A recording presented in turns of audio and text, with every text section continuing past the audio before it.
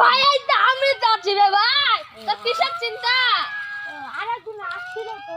আরেকজনকে ধরতে হয়েছে, তার কাটা মানুষ কোন জায়গায় যে তার নাই ঠিক। হ্যাঁ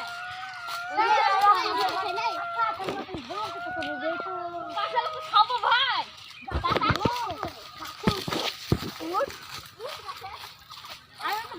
ঠান্ডা ঠান্ডা